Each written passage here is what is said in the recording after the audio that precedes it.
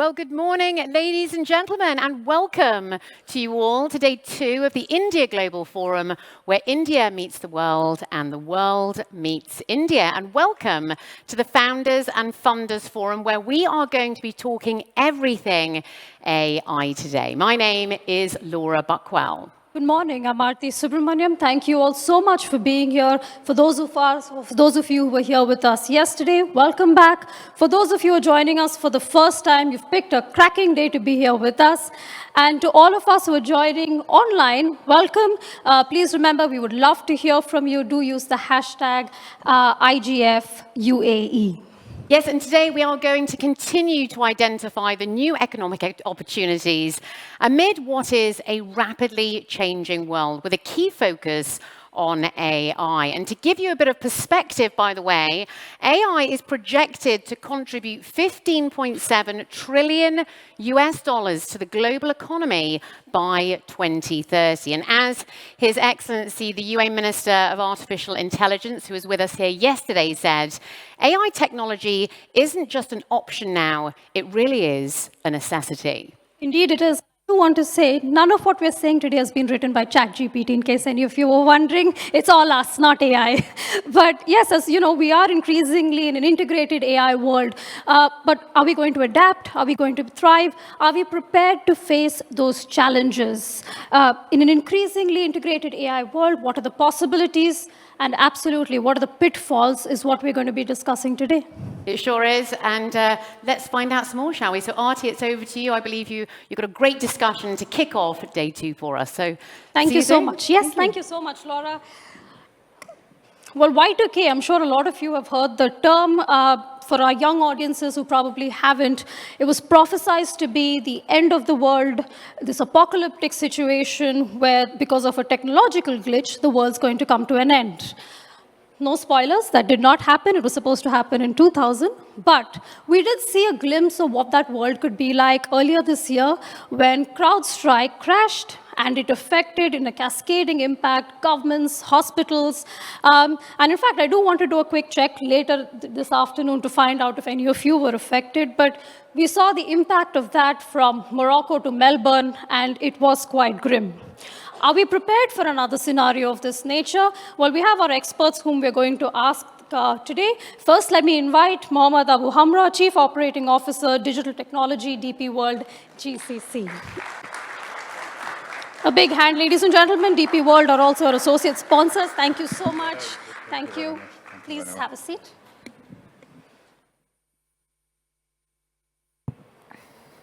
Thank you so much, Mohamed. Welcome to IGF. Welcome to the Founders and Funders Forum. Now, you work very closely with digitizing global trade. So let me first talk to you about the possibilities of AI. We always start with glass half full. We're an optimistic bunch here. So let's talk about the possibilities first. How do you see AI transforming logistics and trade? First of all, thank you very much for inviting DP World to be part of this great forum. Speaking about a very important topic today on AI, and yesterday on several topics on the trade routes and other aspects on economic zones. AI is a very important topic. It's a hot topic nowadays in all the industries, all the worlds. 6 years back, when people were defining AI as only robotics or hardwares or arms, we can say that it was an optional thing. But as the Minister of AI in UAE said, it's not an option anymore. It is in the core of every industry transformation, ranging from trade and logistics to pharmaceuticals, which is healthcare, oil and gas, aviations, and many others. It is at the core of any transformation of those industries. Today, AI is reshaping and reimagining how the industries work. We are speaking about a lot of benefits that it brings specifically to the trade and logistic industry. Speaking about a better and more optimized cargo movements from points to points, city to city, country to country. We are speaking about an enhanced operational efficiencies either inside the seaports or inside the logistic warehouses or in different areas. We are speaking about benefits on transparency of supply chains, where we can serve our customer in a better way. Digital technology and AI, which is part of the digital technology, is embedded in every part of the supply chain, from the factories, farms, retail shops, e-commerce platforms, port operations, zones, and so on. There are a lot of things that we are doing in DP World, just for the sake of time and to be on a brief. Something that we started 15 years back called Dubai Trade Single Window. And that is started as a simple platform to allow the community, and we are speaking about 180,000 traders in Dubai, importing, exporting goods, flourishing the trade sector here in Dubai, participating to the global supply chain on that platform. Our aim was just to digitize the services, but now our aim from this single window is to create an e-commerce or an Amazon.com experience. Why I can buy, or my 8-year-old kid can buy an iPhone or an iPhone cover or any small things from an Amazon.com in 2 minutes and finish the payments and just wait for the goods to be arrived at home. But when we speak about importing or exporting a car from US or from India or anywhere, it becomes a nightmare.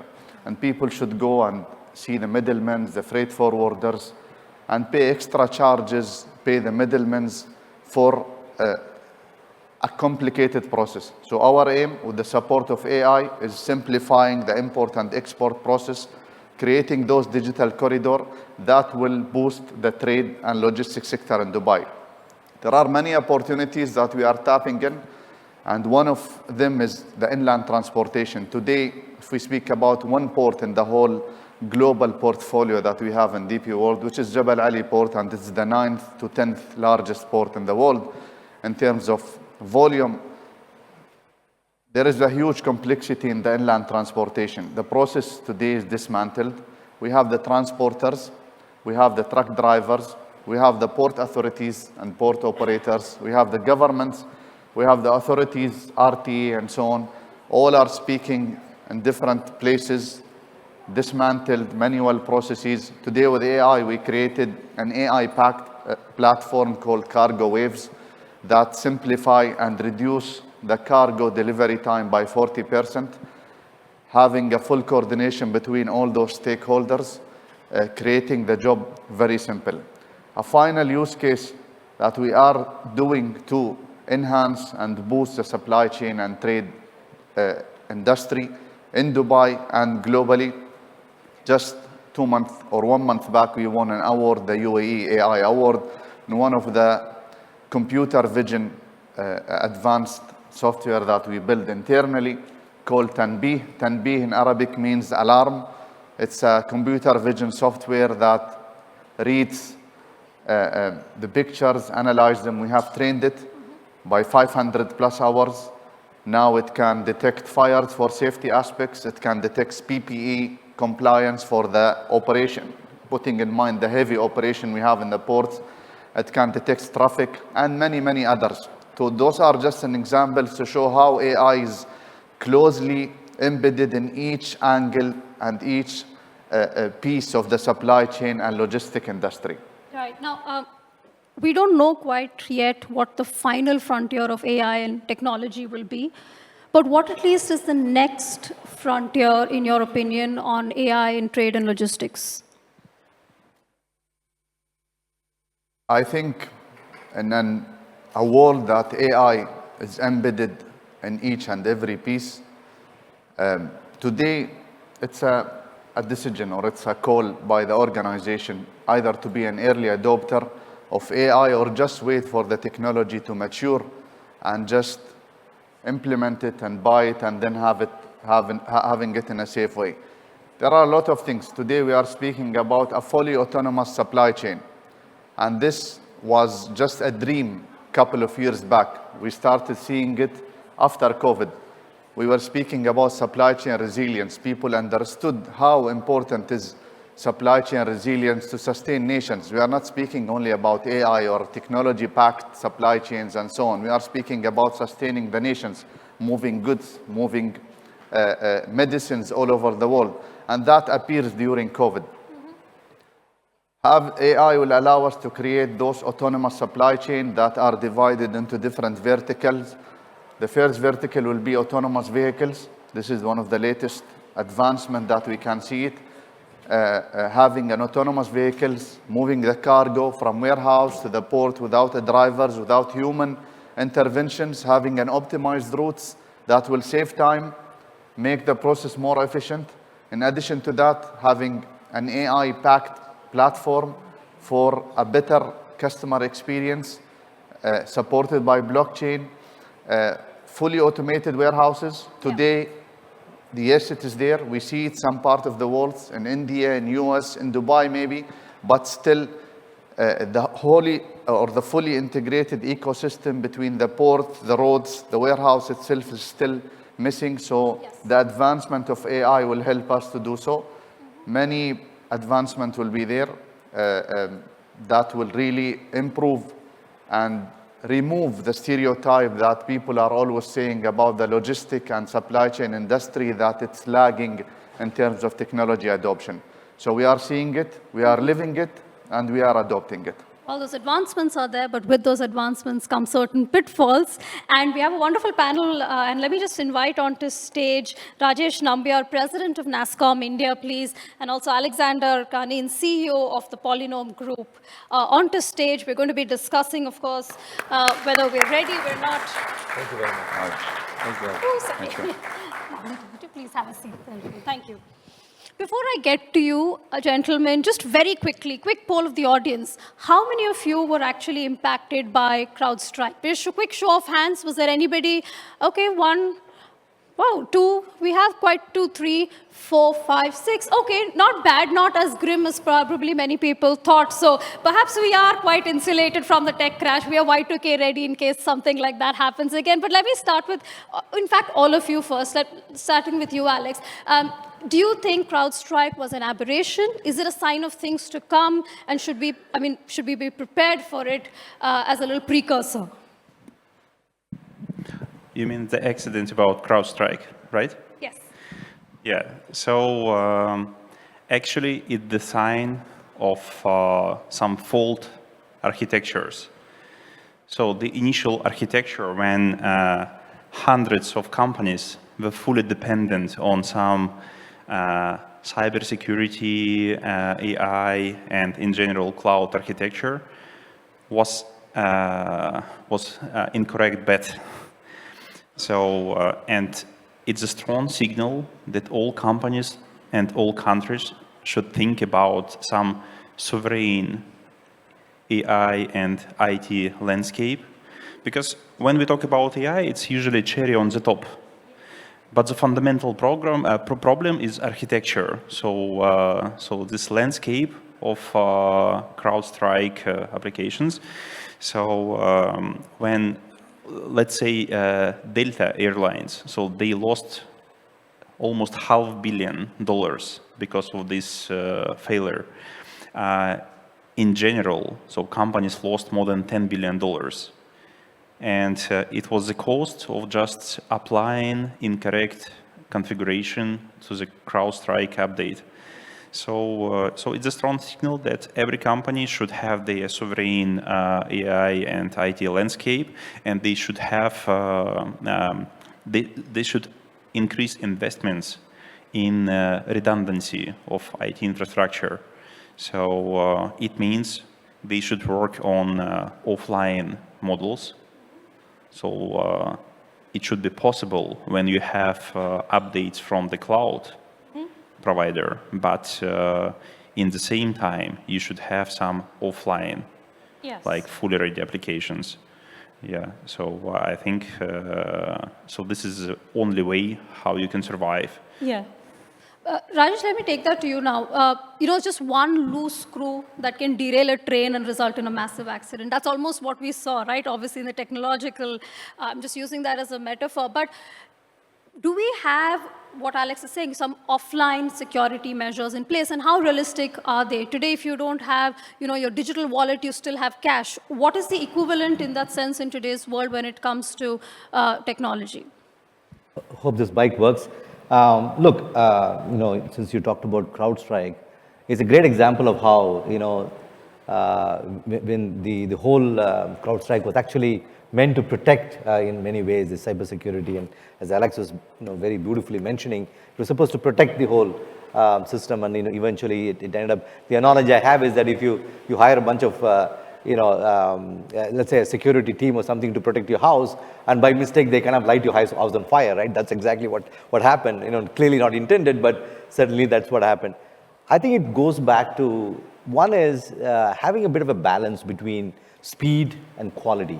I mean, in the technical world, we call it CI/CD, which is continuous integration and continuous deployment. So that's a cycle they've been running, all of these product vendors, which means that you're constantly deploying something into production, and hopefully you're testing it enough, right? I mean, that's where I think Alex was talking about the AI, the influence of AI in terms of testing and ensuring that you're putting it into production without much of an issue. And there again, the balance is, as I mentioned before, speed and quality. You can also look into security and stability, right? At the end of the day, both are important, and you can't say that I want this over the other. But at the end of the day, are you really, have the resilience built into some of this? To your point, how do you make sure that, when something goes wrong, the ability for you to recover very quickly? Yeah. So this whole notion of cyber resilience, how do you build in those enough redundancies in the system? Because, we're all, by design, we are very efficiency driven.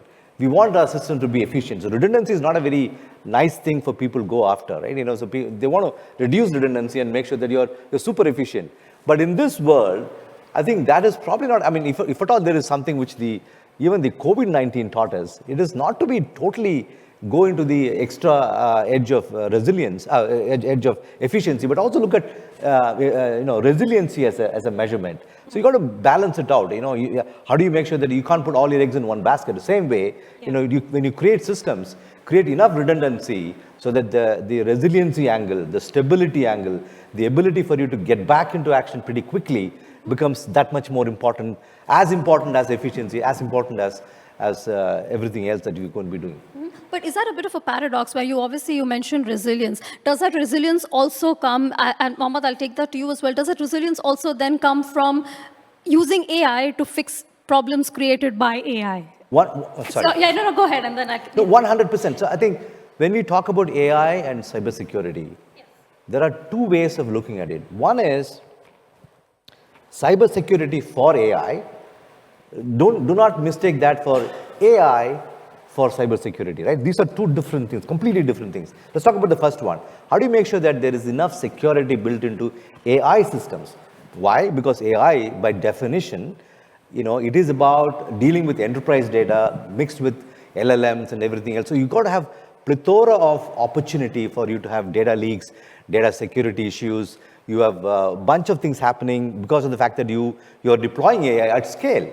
And number two is with generative AI especially coming in, you have all these options of, especially since it's dealing with large language models, you're going to be introducing things like, while training, the LLMs are built using training models, there's enough opportunity to build in biases. Same thing with at the time of inference, you will have hallucinations of these AI systems. So how do you make sure that you're providing enough cybersecurity into those AI systems so that, and Alex, you alluded to having an AI governance model.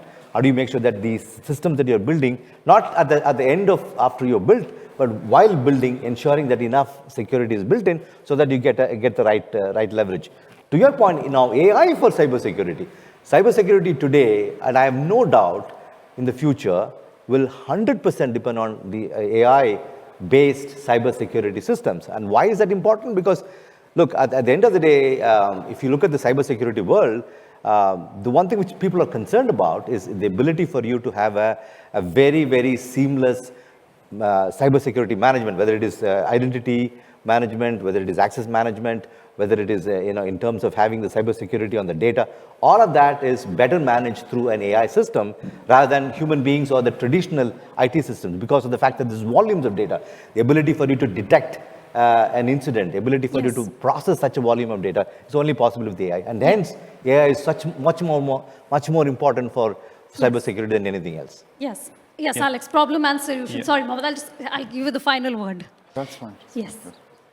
Yes. So your question, when AI can watch another AI to predict and forecast some problems. So, actually people used to blame AI for any problem. I am AI advocate and I am AI optimist. So, and I can tell you, so if you check carefully all reports of accidents and all the data, so the typical problems, not because of artificial intelligence, most of failures because of natural intelligence. So we should invest in natural intelligence as well. So the second problem, when we talk about protecting AI, so cybersecurity, like to protect against data leaks, to protect against non-traditional cybersecurity things, but AI cybersecurity angle like adversarial attacks, deepfakes. So the quality of deepfakes now is so amazing, so it's so photorealistic. Yes. And traditional antivirus and anti-DDoS protection cannot survive if you attack with deepfakes and adversarial attacks. Yeah. Adversarial attacks means when you create the AI model which imitate and damage another AI model in production. So if you take care about the things, so it will help a lot in the future to prevent some accidents. And another one aspects, before building some AI applications and AI-dependent services, you should think carefully about AI architecture and the capacity. Because most of viral applications, they can use the huge compute power, the lot of GPUs, and a lot of limitations from US export controls. It means in the region, so in UAE, in India, there are a lot of limitations and a lot of shortage of GPUs resources. So before scaling up, you should think about corner cases, like to have enough compute power. Yes, yes. Do you agree with that? I agree with both of my colleagues. I'm trying to see it from different angle here. I can say that failure may happen. CrowdStrike was one example. Microsoft was another example this year. And many are yet to come. And your question was, will we see a growing pain from those AI adoptions? I can say yes, there will be growing pains due to different reasons. One is AI is still advancing, still not mature, but we see people are really hungry to implement. Industries are hungry to implement in different use cases. So having the immaturity in some of the applications will cause more failures, more errors, and that would cause more either local or global failures. In addition to that, speaking about CrowdStrike or any other platform, security platform or connectivity platform or anything, that is one. But having an AI integrated, implemented in those organizations means a very complicated integration layers, which will really amplify and double and triple the effect on failures if on businesses if failures happens because of AI failures. So if I see it from different angle, I can say that we have to consider it the same way we do in investments. We have to diversify our digital infrastructure. Don't depend, today we see the service provider are doing A to Z offerings. We have to change our strategies in how we go toward those AI applications, AI infrastructures, and so on, where we can diversify to find a way to continue our business if a major or global failure happens. Yeah. completely take your point. I think that's a valid point. We are running out of time, but because all of you have mentioned resilience, all of you have mentioned backups, I want to ask you how ready you are, and all three of you, and I'm going to take that to the audience as well. How ready are the three of you in the eventuality of another tech crash? How analog are you? Let's put it that way. On a scale of 1 to 10, Alex, starting with you, how much trouble would you be in if your laptop crashed or your phone crashed? We usually apply hybrid intelligence, so not fully rely on AI. So I recommend to have multiple connected devices synchronized with the cloud. And even if you are cloud lovers, you should have some hard backup. Write your passwords down on a little diary and keep it safely. That's what you're saying.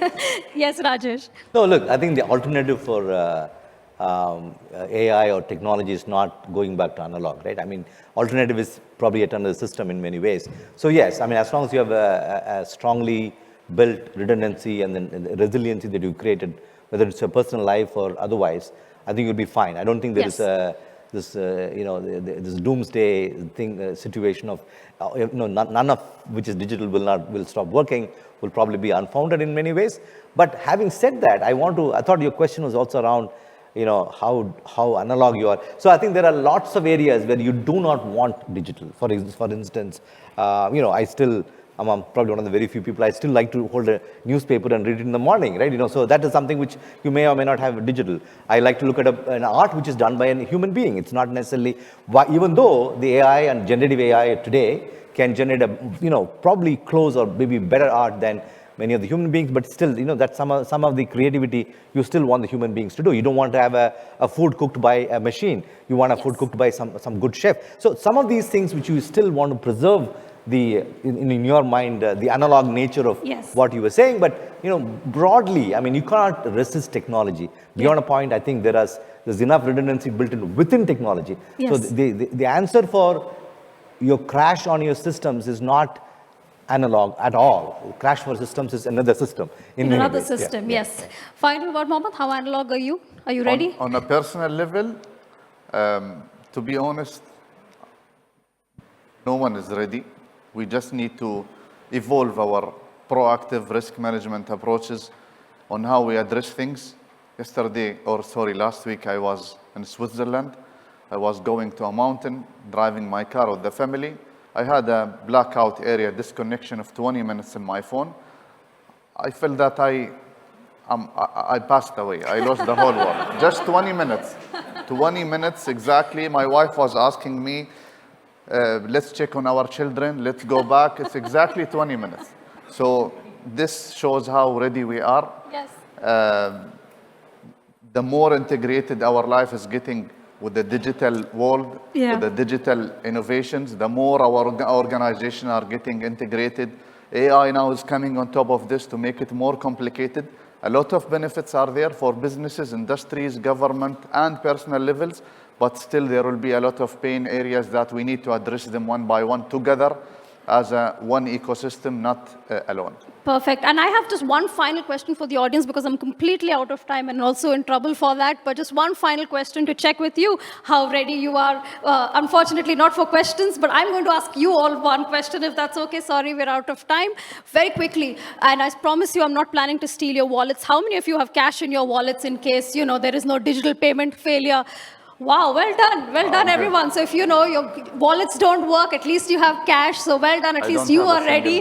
Gentlemen, thank you so much. Thank you, really appreciate it. This has been a fun chat.